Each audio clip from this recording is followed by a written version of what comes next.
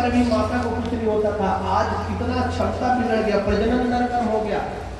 आज तो 2 बच्चों के जन्म लेने के बाद वो माता की शारीरिक स्थिति कमजोर हो जाती है, हो जाते हैं। और प्राचीन काल में क्या होता था, आप ही अनुभव करो, 9-9, 10-10 भाई बहन के,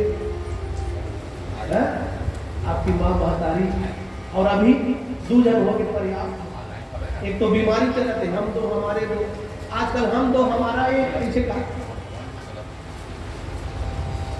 कते पतन हो।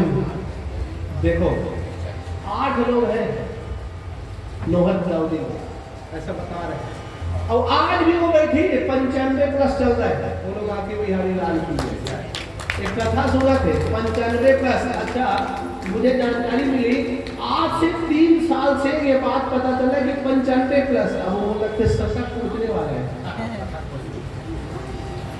और 8 बच्चक महतारी और कथा सुना। अब हम विचार करो कहां जा रहे हैं, हिंदू समाज कहां जा रहा है। और ऐसा भी नहीं कि वो दीनहीन है, उन 8 बच्चों की मां श्री संपन्न घर में 2-3 करोड़ पर बैठे, और जब क्या लेता है सब दाऊदी। तो इस भ्रम में ना जिए कि हमारी संतान का क्या होगा। अरे ईश्वर विधाता जन्म देता है, विधाता ही उनका काम धाम करेंगे, व्यवस्था करेंगे। अरे जब दांत नहीं था तब दूध दिया, जब दांत है तो अन्न नहीं देंगे। सब उनकी चिंता है। आप कौन होते हैं? इसलिए हिंदू समाज को जागना होगा। आज हिंदू अल्पसंख्यक होते जा रहे हैं, और जो अल्पसंख्यक थे वो बहुसंख्यक होते जा रहे हैं। इसलिए विचार करो, जागो, जागना होगा। अपने घर से एक बच्चा सन्यासी बने, अपने घर से एक बच्चा सैनिक बने,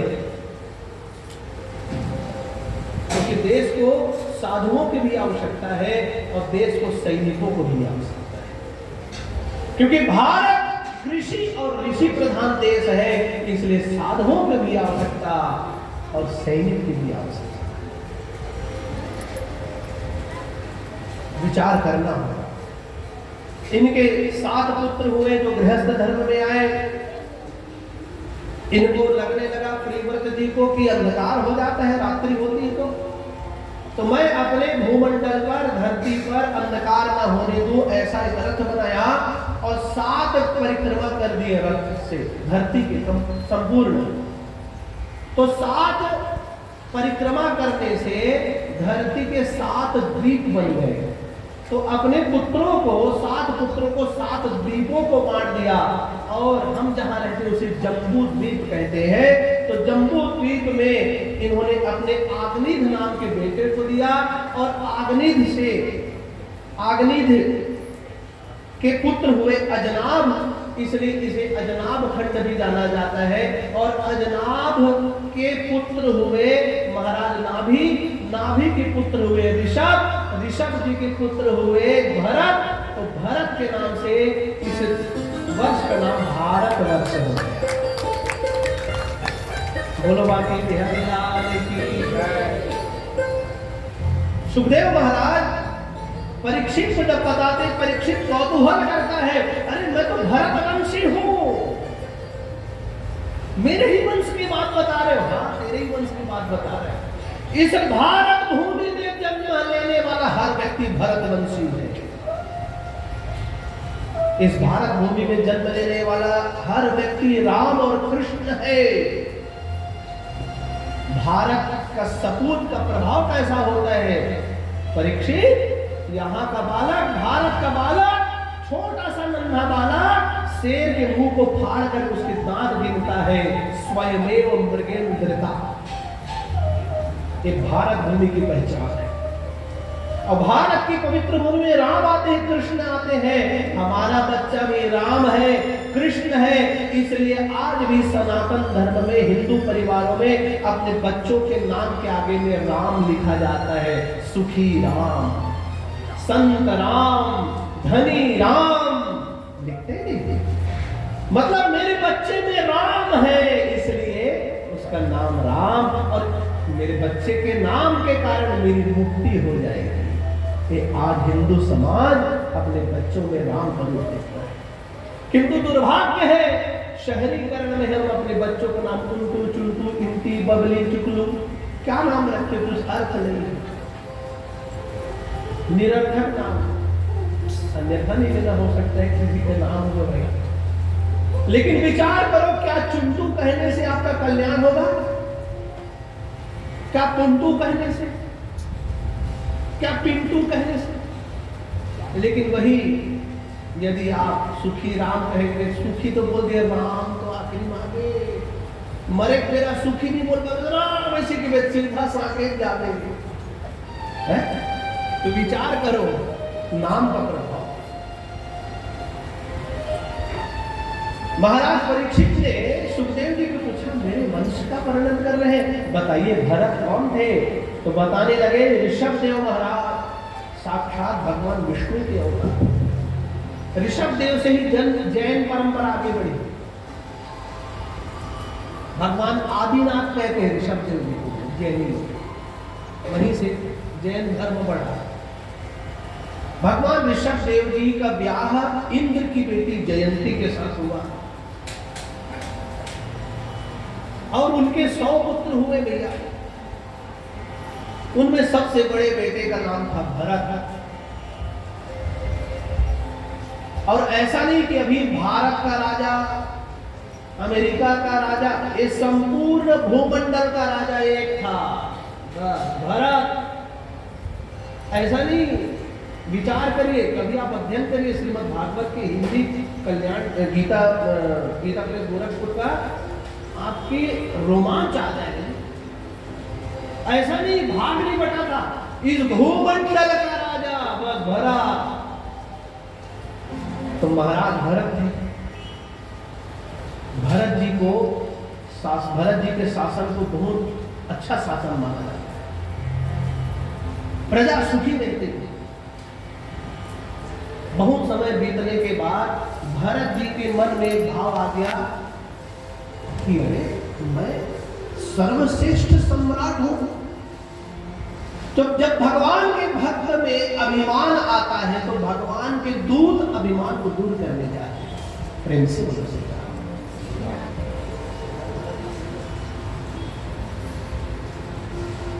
भगवान की आज्ञा को पालन करते हुए नारद मुनि पहुंच गए। कैसे भरत, क्या बात है? अरे आइए आइए आइए, बैठा दिए नारद मुनि को। और नारद मुनि क्या कह रहे हैं? भरत जी, अरे हमने सुना है कि सुमेरु पर्वत पर जितने भी सम्राट हुए हैं उनका नाम लिखा है, क्या मेरा नाम लिखा है क्या? नारद जी थोड़ा सा विषय छेड़ दिए। बोले देखो भाई, बहुत सारे लोगों का नाम वहां लिखा हुआ है, तेरा नाम मैं नहीं देख पाया हूं, पर भी तुम जाके देख लो। तो भरत स्वयं चले गए सुमेरु पर्वत। पर्वत पर बड़े बड़े जितने प्रतापी हैं सम्राट, सबका नाम लिखा था। खोजते रहे, भरत का नाम ही नहीं दिख रहा है। आखिरी क्वांटम लिखा है सम्राट भरत। तो इनको थोड़ा सा अच्छा नहीं लगा। आकर के फिर नारद मुनि के पास बोले कि मैं अपने आप को इतना बड़ा महान सम्राट मानता था, किंतु वहां देखा एक कोने में मेरा नाम है।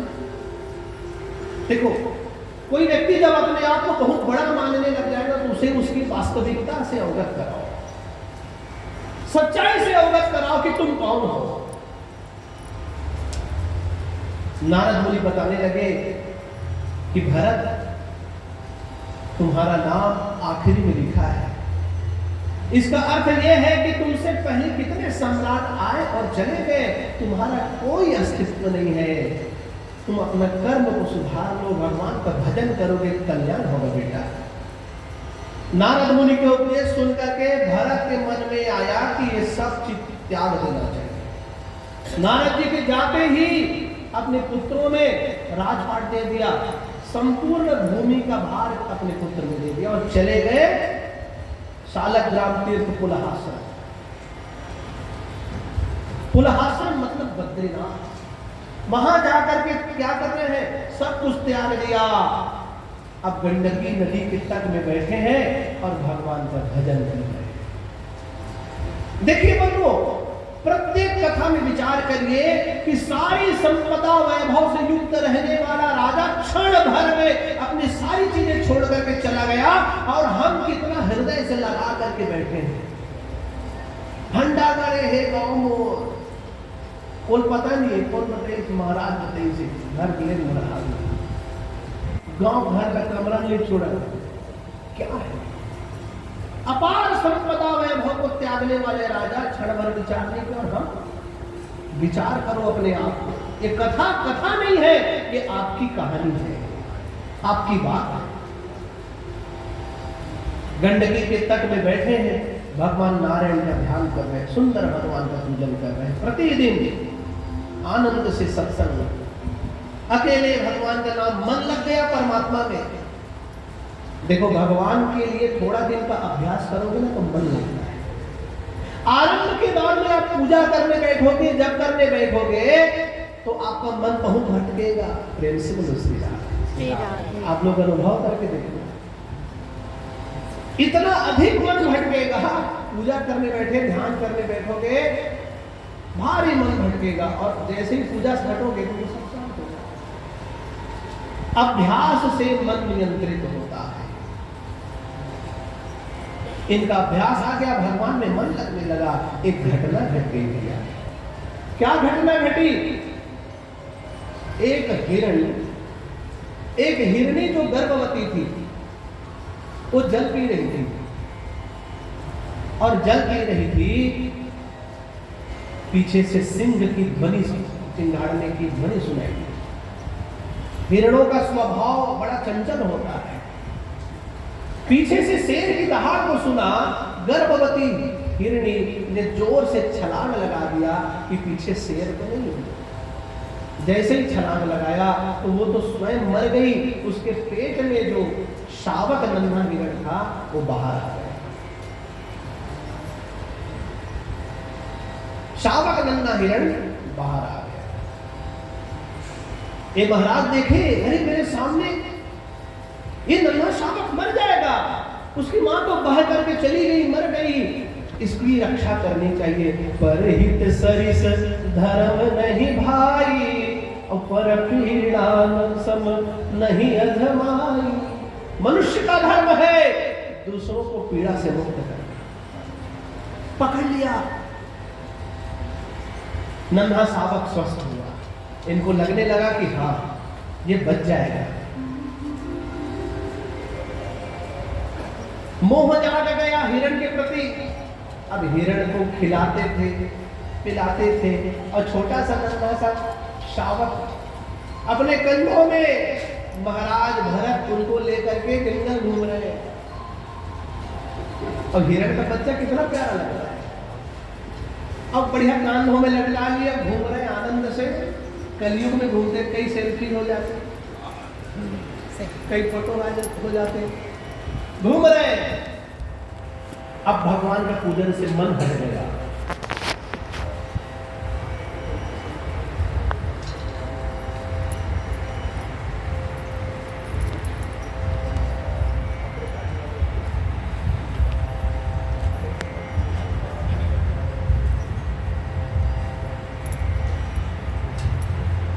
तो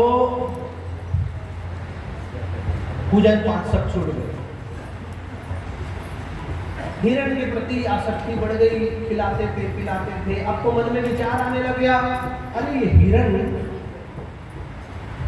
अगर मुझसे अलग हो गया, यदि मुझसे दूर चला गया तो इसका कौन देखभाल करेगा? पूजा पाठ छूट गया। समय बढ़ने लगा। राजा सब कुछ राज वैभव छोड़ के आया, पत्नी पुत्र संतान का मोह छोड़ के आया और हिरण के मोह में प्रपंच में फंस गया। विचार करो, माया कितनी बलवती है नहीं माया? ये वैष्णवी माया बड़ी बली है। न जाने कहां पर से आपको स्पर्श कर ले और कब आपका बंधन लग जाए पता नहीं चले। समय बीतते गया, अवस्था ढलने लगी। अब भरत जी के अंतिम समय चलने लगे अंतिम समय में मन में ये लगता था कि मैं कहीं मर जाऊंगा तो इस हिरण का देखभाल कौन करेगा, हमारे घर के टॉमीला कौन पाली, चल रहे होता मैं ला रहे हो भावना इस टॉमी को देखभाल कौन करेगा, हिरण को कौन देखेगा। भरत जी के मन में वो आ गया। सोचते सोचते प्राण निकल गए भैया। और जब प्राण निकल गए अंतिमति सागति। धर्मशास्त्र कहता है कि अंतिम समय में जिसका विचार करते हुए मरोगे आपको वैसी ही गति होगी, आपको वैसा जन्म लेना पड़ेगा। सोचते सोचते हिरण का दूसरा जन्म हो गया हिरण के रूप में। इतने बड़े प्रतापी महाराज भरत जी हिरण के रूप में जन्म ले लिए।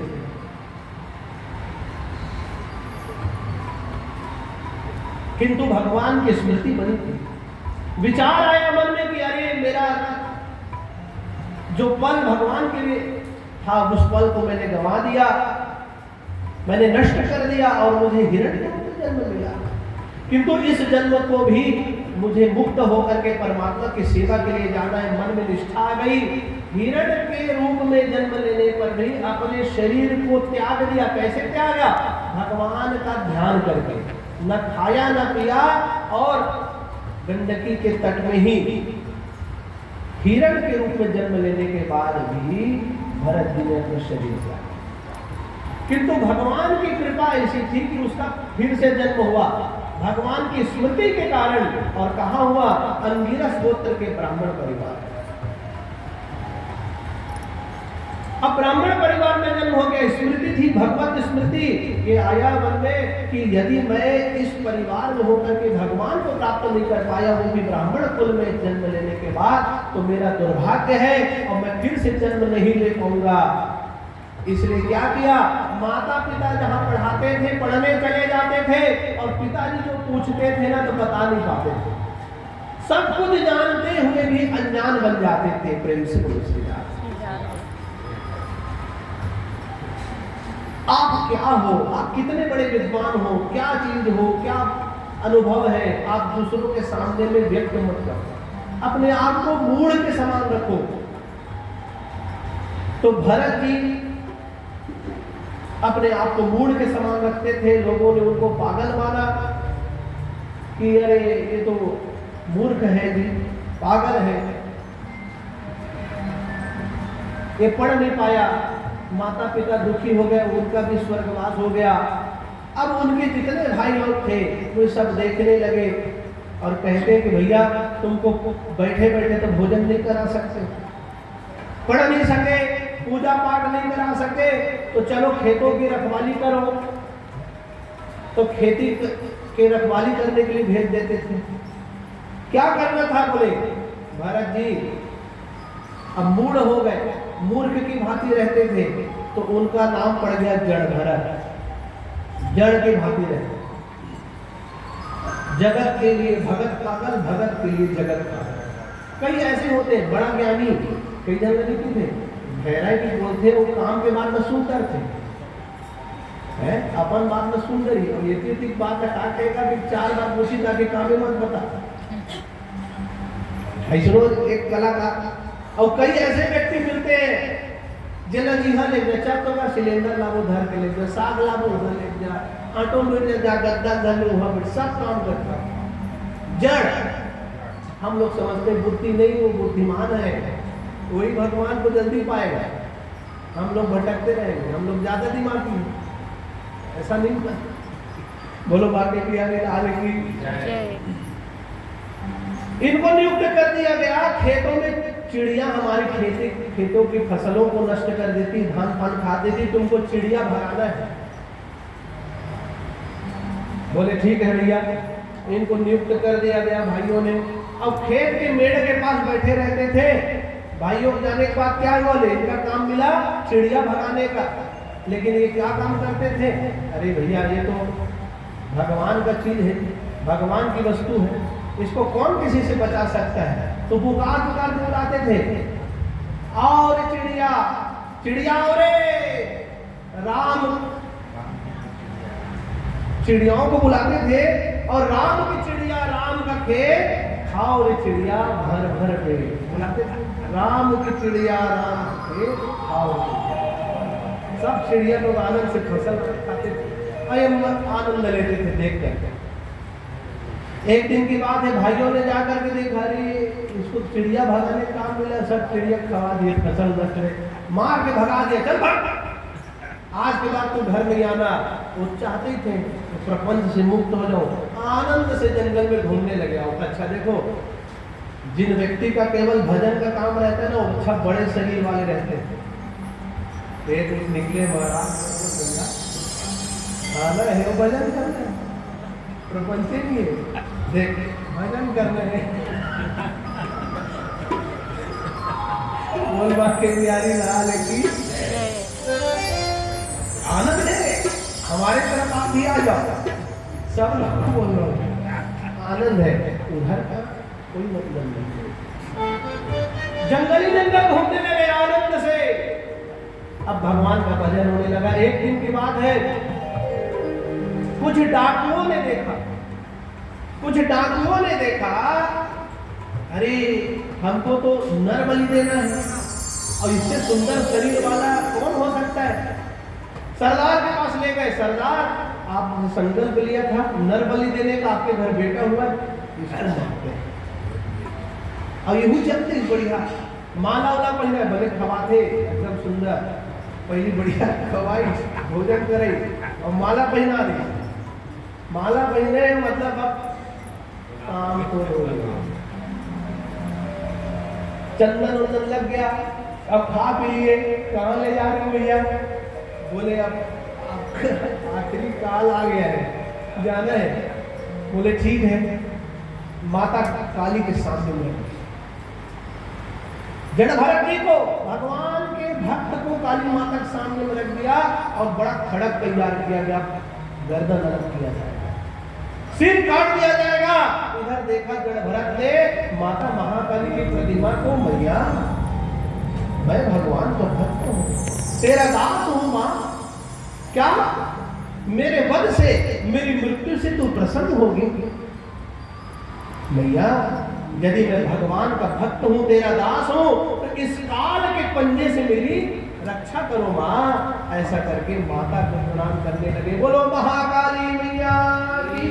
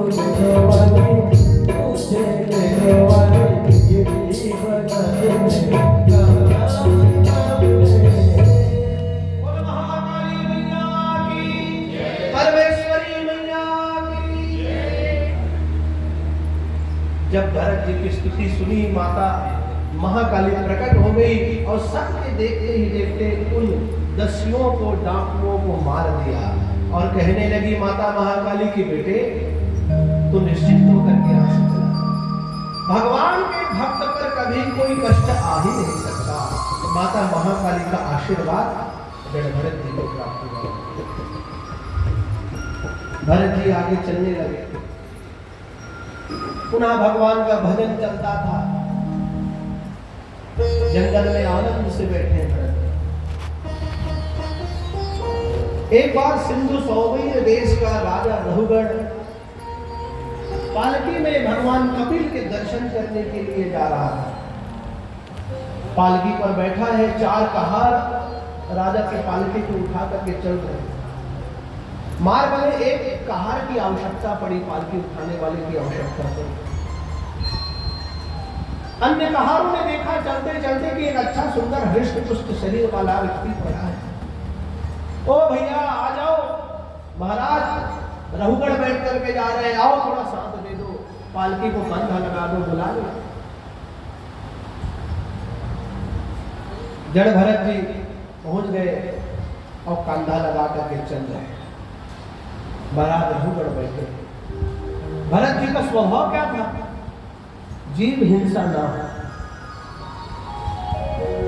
जड़ भरत जी जब चलते थे तो भूमि की ओर देख करके चलते थे कि कोई छोटे सूक्ष्म जीव, चींटी, कीट, पतंग आदि तो नहीं है।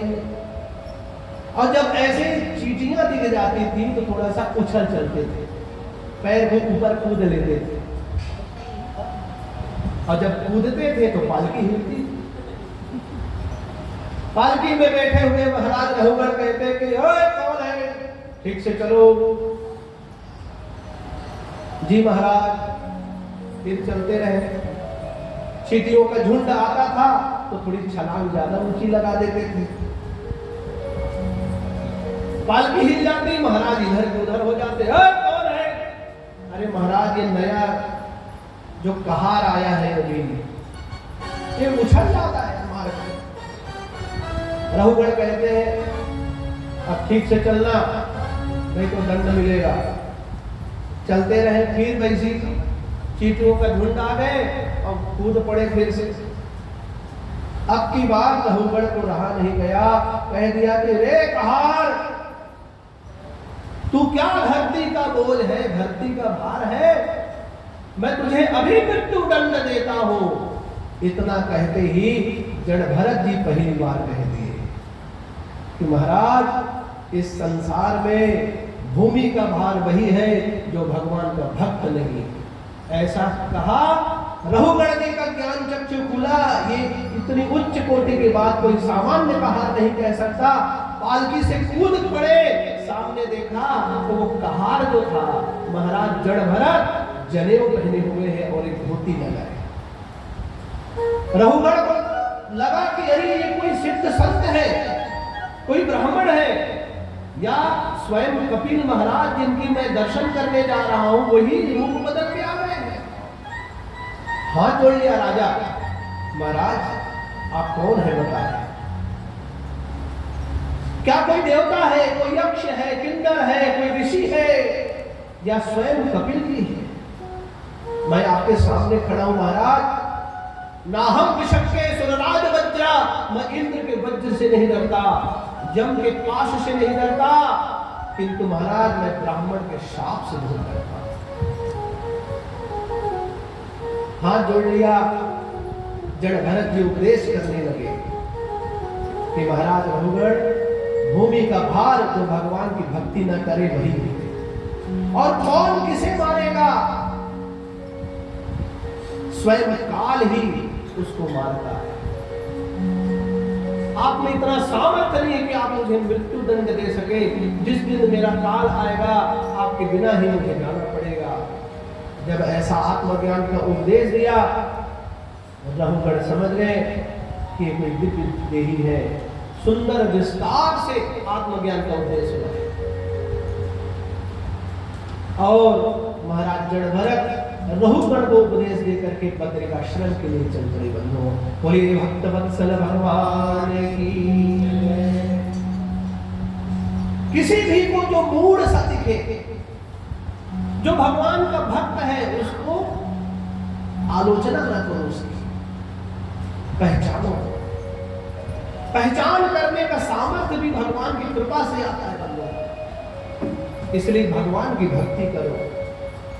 जड़ भरत के समान हमें संसार के सामने में मूढ़ हो जाना है, जड़ हो जाना है, तभी हमारा कल्याण हो सकता है, तभी बांके बिहारी मिलेंगे, तभी माता परमेश्वरी की कृपा होगी। बोले भक्त वत्सल भगवान की जय। श्रीमद् भागवत महापुराण की, परमेश्वरी मैया की। सुंदर एक भजन के पश्चात आरती।